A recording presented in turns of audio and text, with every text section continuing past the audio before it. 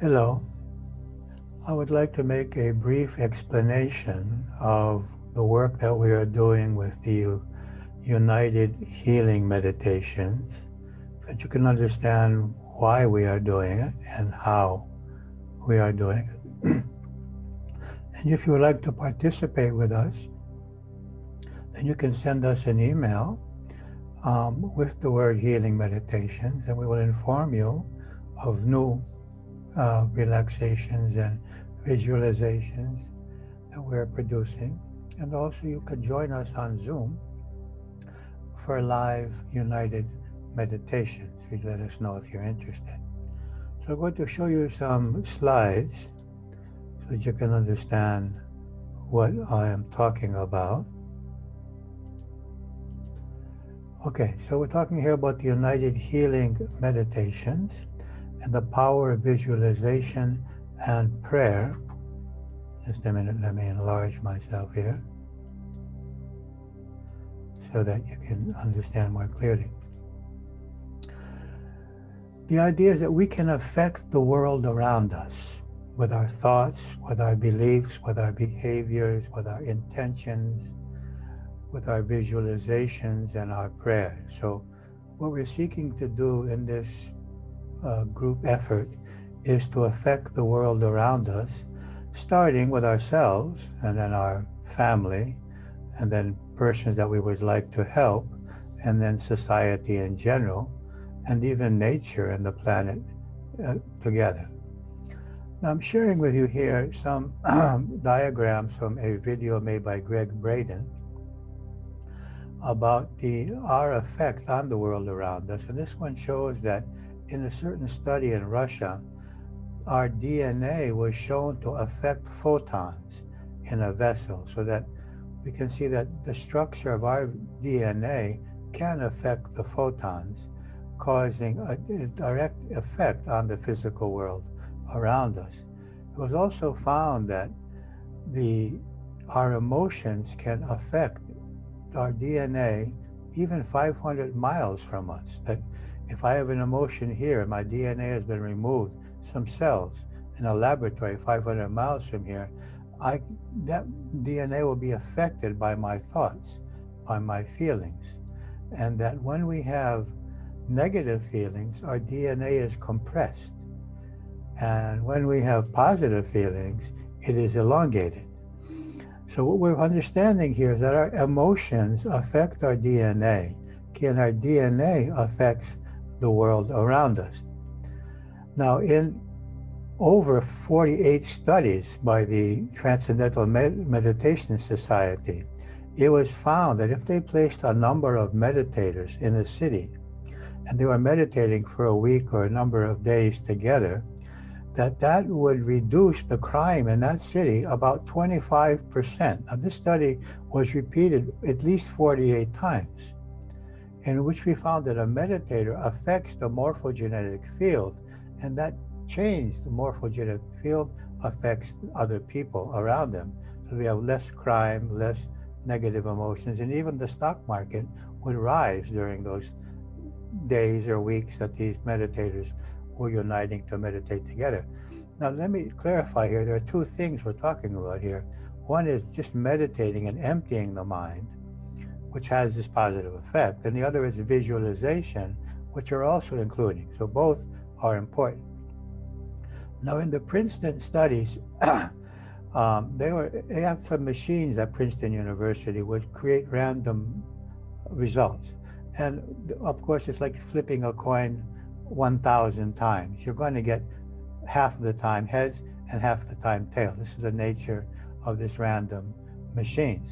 And then they put people in front of these machines and they ask them to visualize the machine, make the machine give more heads, say, than tails, more positives than negatives, which it shouldn't do.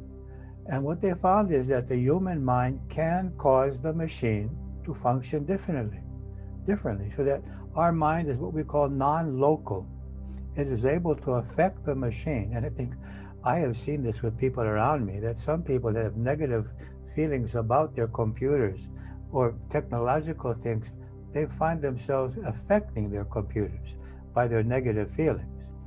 So our emotions affect even the machines around us. Now, probably most of you, if not all, have heard and seen the photographs by Masaru Emoto, Japanese doctor, who took photos of crystallized water and showed that if we focus on water, first of all, we have the water here, which is from a dam, which is pretty poor, at least to our eyes.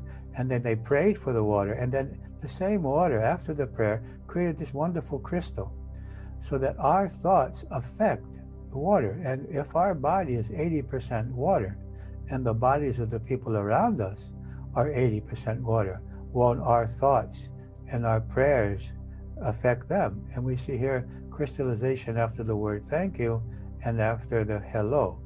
So water is affected. And so the water in the people around us is affected, and the water within us is affected by our thoughts and intentions. Now, there were also studies done on bacteria in various petri dishes, in which they prayed for some and didn't pray for others. And the results that they got were significant, that there was a difference in the survival of cells for which they prayed for in comparison to cells that they did not pray for or visualized for and did not visualize for. And the result were that when they prayed for the cells in which they added a chemical which would kill them, 20% more of the cells that were prayed for lived than in the vial for which they did not pray. And when they did visualization of light for the one vial and not for the other, again it was 20%. And when they did both together, prayer and visualization, the result was 40%. And this was done by a doctor in Texas. I forget his name now, but I'll let you know. And then this was working on plants also, by focusing on plants and praying for them or praying negatively for them. They found there was a great difference in the development of the plants. So we're seeing that it's very clear that our minds affect plants, affect bacteria, affect cells, affect water, affect machines, and they obviously also affect bodies, human bodies. This is Bruce Lipton, who has written the book, The Biology of Belief. There's a whole new science of epigenetics, which tells us that we are not the victims of our genes, that our genes can function differently based on the way that we think and behave and eat. So we can affect our genes and perhaps even others' genes by this positive visualization and by positive emotions. Positive emotions have an effect, as will do negative emotions, on our genes. Another example of our ability to use of the mind's ability to affect the body is the placebo effect and the nocebo effect, which has been done with pills, with injections, with surgery, and even acupuncture, in which no medical act was taken, or the pills had no healing power as far as medicine is concerned. And the people got well. The same with injections and even surgery and acupuncture. So we can understand that the mind is actually creating the body, and it can create the body that we choose. Now, there's this incredible example of this gentleman, Mr. Wright, as you can see here, had advanced cancer. He had about 2 weeks to live. And this doctor, Bruno Klopfer, gave him an untested drug called cryobiozen. And his cancer disappeared in a few days. In 10 days, he was completely well and flying an airplane. And after 2 months of being completely well, he read that there was a test that their cryobiozen was not effective drug, and he became ill again. And then his doctor gave him an injection of water, telling him that it was a new, improved version, and he got well again. And then after 2 months, he again read in the American Medical Association that it wasn't any good, and he died in 2 days. So he was creating his own illness and his own recovery by his belief or non-belief in this drug. It's how the mind is so powerful. And also, it's very important to understand that people with multiple personality disorders, when the different personality comes into the body changes. For example, one may have an allergic response to orange juice and the other personality would not. One personality may get drunk easily and the other, so if it changes personality, becomes sober. One personality could require 5 milligrams of Valium, while 100 milligrams would have no effect on the other personality. When the personalities change, scars can appear and disappear. When the personalities change, they can be right-handed or left-handed, or require different glasses, have different eye colors. It's all incredible, isn't it? In fact, there are even cases where one personality has diabetes and the other one does not. So we're understanding that the body is nothing more than a manifestation of the energy body, and the energy body is created by the mind. And this gives us great hope as far as self-healing goes and our ability to help other people. Now here, in the systematic research of results of prayer on the recipient, 2,200 published reports, what did they find? That people who pray are less likely to get sick, pray or visualize or meditate, I would say, better able to cope mentally and emotionally with their illnesses, more likely to recover from surgery, and more likely to recover from illness, people who pray. And meditation and prayer can decrease stress-induced hormones, reduce pre-surgery anxiety, lower the risk of development of serious diseases, and help the immune system. People who pray, who meditate, who visualize have these advantages. Another interesting book is the book Remarkable Recovery, in which people became well without any medical reason for them to get well. They should not have gotten well according to the statistics of medicine. Let's always remember that there are statistics, and there are always exemptions to statistics. Does not allow us to be affected by statistics. And they asked them, well, what do you think helped you get well? The answer is prayer, 68%, religious faith, 61%, guided imagery, 59%, music and singing, I suggested 50%, positive belief, 75%, meditation, 64% thought so, exercise, 64%, walking, 52%, stress reduction, 50%, and acceptance of the situation, 71%. It was important for them to accept the fact that there was a problem. Acceptance is usually the first thing we need to do if we want to change something. When we don't accept something, we prevent it from changing. It sounds the opposite, perhaps, to what you believed until now, but it's true. Dr. David Larson, former president of the National Institute for Healthcare Research, says, a belief in a higher power helps us to deal with stress. We perceive every problem as an opportunity to become stronger. So rather than see the problem, the illness, as a curse, as an injustice, as something to fear, we see it as an opportunity to become stronger. So we can see that our beliefs affect our perception and affect our bodies and our minds. So I'd like to explain just a little, and then we'll be finishing shortly, what we are doing in this united group meditation, this united healing meditation. First of all, we're trying to affect others and ourselves and society as a whole in a positive way. Always leaving, of course, the results to the wisdom of the divine and the wisdom of the higher self of the other being, because we don't know exactly what is best for another being. We might think that health is the best, or recovery is the best, or affluence will be the best, but we don't know that because each soul has its own way of learning and growing. We are not bodies, we are souls in a process of evolution. So we hope for the greatest health. We wish for the greatest happiness and harmony, but then we allow the higher self of the other being to decide how to use that energy. So, first of all, I say feel free to experiment with your process. You don't have to do this as I'm describing it now, or in a way that where you will perhaps see the video and use the video.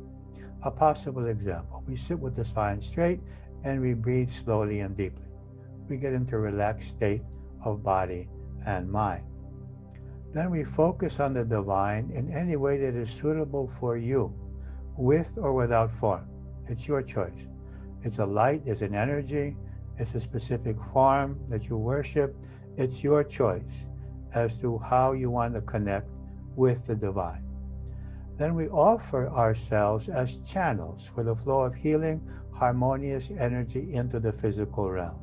The idea is that we are from another realm and we are temporarily here and we have a certain amount of amnesia. We do not experience our true selves and the true selves of the others around us. And so what we're asking here is a reconnection. And we're asking that we be used as channels for each being to reconnect with their divine self, which means their divine healing energy, their harmony, their happiness. All of these are within them. Their clarity, their guidance, even their abundance. All of these are aspects of their true being. And what we're asking in these meditations is that each person be connected to his own true being so that he can manifest the reality that he deserves and wishes to have. And then we state our intention of becoming a vehicle for the flow of healing light energy so as to awaken the healing energies, the inner healing energies within the beings that we want to help. And we ask for the highest possible good to manifest for those beings.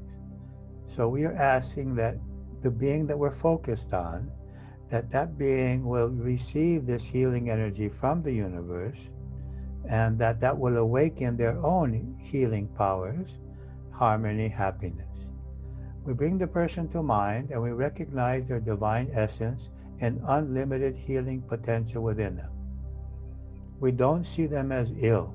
We don't see them as having a problem, as being unhappy. We recognizes the unlimited healing power, health, happiness, harmony, which is their inner true nature, and we're imagining that flowing out and filling their body and mind. We ask that their inner health, harmony, peace, and abundance be restored, and that they may manifest the highest possible reality which serves their unique purpose in life, whatever that may be. Some souls choose illness as a way of growing or as a way of teaching lessons to others. So we really don't know always what is the best. We hope it's health, we hope it's happiness, we hope it's abundance, and that's what we wish for, but we allow the final choice to the higher self of the other being. And then there's 3 ways which I suggest that you can imagine this happening. That we visualize or sense rays of light and love flowing into them from the divine, as if there are rays coming down from the divine into that being. That's one possibility. Another possibility is that we visualize or sense rays of healing light flowing out from within their center, filling their body and mind. This is the one that I prefer. That I recognize that within them there's healing energy and it's flowing out and filling their body and mind. It's been awakened. Their inner healing energy and light, happiness and harmony have been awakened by our wishes, by our blessings, by our intention. Or thirdly, we just visualize them with these rays of light within them and around them, encircled like a shield of light around them. They're filled with light and there is light all around them, hoping for the highest possible reality. Then we can express gratitude towards the divine that the greatest possible good is manifesting in that being's life. And this is what we would wish for. We could also perform Ho'oponopono, if you're aware of that, and if you're not, you can go to our webpage and see what that is all about, in which at the same time we are asking that any tendencies within ourselves, thought processes, false beliefs, attachments, illusions, fears, whatever prejudices in ourselves be removed, because we understand that these beings are also affected by our inner content, and that our inner states are affecting other people through what we could call the collective subconscious, or the morphogenetic field, or a universal causal body of this type, in which we are affecting others just by our inner tendencies and ways of thinking and feeling. So what I do whenever I send light to any person or group of persons, I ask at the same time that anything within me that may be causing them to limit their own happiness, health, happiness, or abundance be removed. And I feel that this is useful. So at the same time we're sending light or visualizing light or blessing or wishing the highest possible reality, we're asking simultaneously that anything within us that may prevent that, may limit that, be removed. And I consider that to be very useful to combine those two. Another possibility is, if you choose, you can become a surrogate for that person, in the sense that you will receive that light and experience that awakening within yourself for the other person, dedicating that awakening or that energy or that healing which you are receiving to that other person. And I don't think I have to explain to you that that also is very beneficial for us. I don't suggest that we do it because it's beneficial for us. Let's do it for the other person, but it is also very beneficial for us. And I love this picture here. This dog seems to be praying as intensely as his beloved master. And I would like to wish for you to come to our Universal Healing Meditations page. If you can't find it, send us an email at this address, ren@hotenetalia.gr. It's in Greece. And you will find there a guided meditation. And also you will find a file that you can give to anyone who wants to receive the healing. And at the same time that you're sending, they can be receiving. But it's also created so that they can be receiving at any time. And you can be receiving at any time, from the divine and from all the beings that love you, incarnated and not at this particular time. And you receive this healing energy. So there will be a number of files there which you can use. At this time you will find at least two. One is for sending healing energy and the other is for receiving. Hope this was useful. Hope that you will participate with us. I believe that this is important, especially now in the coronavirus. We can help a lot of people in this way. We have helped a lot of people. I can explain to you that this has been going on in Greek for about 8 months now. And we're about 80 to 90 people who gather on Zoom every Saturday and every Sunday. I hope that the English version, we can go even to more people, maybe 200 and 300, even more people from around the world gathering on Zoom on a specific day and time, which we will inform you, and just send out this healing energy. We start by sending it to our families. We always start with our families, and then to specific persons that we would like to help, that we're concerned about, and then to parts of society, people who are having difficulties physically or emotionally or economically, people who are serving others, children with or without parents, people who have become alienated and are behaving in aggressive or violent ways, people who are in positions of power that they may be connected with their higher selves and with higher guidance, nature, and then our own selves, in which we receive this healing energy ourselves, and we allow it to flow into our brains, into our nervous system, our endocrine system, our immune system, and then into our organs, muscles, bones, joints, and then into our cells, and then into our DNA molecules, and heal them. And then we just feel this healing energy flowing through all of the body, and then we may focus on a specific part of the body that may need healing, and then we open ourselves to that feeling of unity with the divine, and then stay in that sense of light for as long as we feel comfortable and happy. So I hope you join us and enjoy it. Okay, be well, be happy.